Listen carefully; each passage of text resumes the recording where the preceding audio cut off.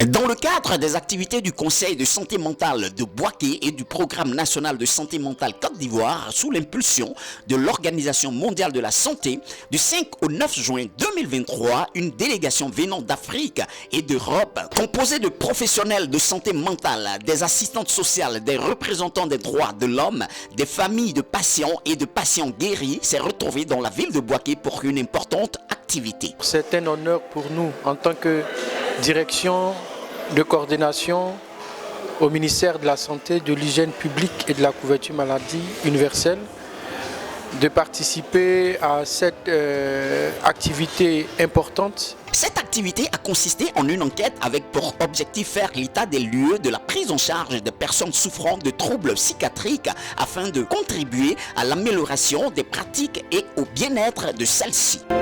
Rappelons qu'en 2021, il y eut une enquête SMPG dans la même ville de Bouaké. Et l'occasion de se retrouver en cette année 2023 a permis aux enquêteurs de faire la restitution de cette enquête dans les locaux de la mairie de Bouaké. Ce, en présence des autorités municipales, donc le maire, M. Nicolas Djibo, la maire adjointe en charge de la santé et du social, et bien d'autres personnalités. L'enquête de la santé mentale en population générale à Bouaké a montré qu'il y avait environ 24% des personnes qui avaient des troubles psychiques, surtout de l'anxiété et de la dépression.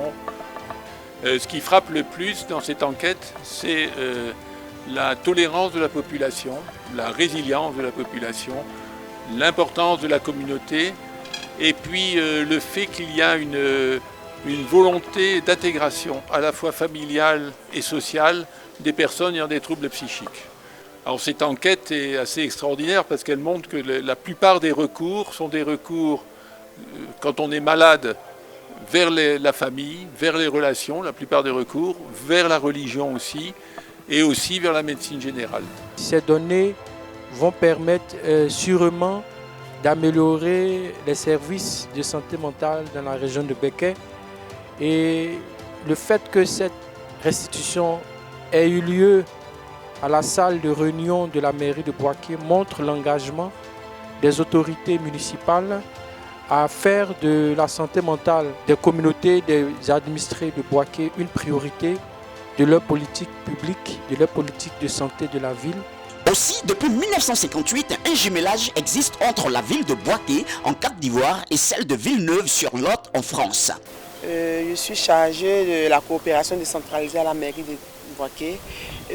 Pour cette étude, je suis membre du comité communal de la santé mentale au niveau de Bouaké. Je suis le coordonnateur du conseil local de santé mentale de la ville de Villeneuve-sur-Lot en France. Et donc moi j'ai été accueillie à Bouaké dans le comité de jumelage. En fait, le fait que Bouaké et Villeneuve-sur-Lot sont jumelles depuis 1958 je crois, oui. Et ont déjà un partenariat de longue date, notamment autour de la santé. Ce jumelage a favorisé une coopération entre les deux villes par un volet santé mentale, avec le jumelage entre les deux hôpitaux psychiatriques et les deux conseils locaux en santé mentale de ces deux villes. Donc là, l'arrivée de Michel va peut-être impulser ce comité dans sa méthodologie, dans le renforcement des capacités des agents et surtout le partage des expériences au niveau de la santé mentale. Tout à fait.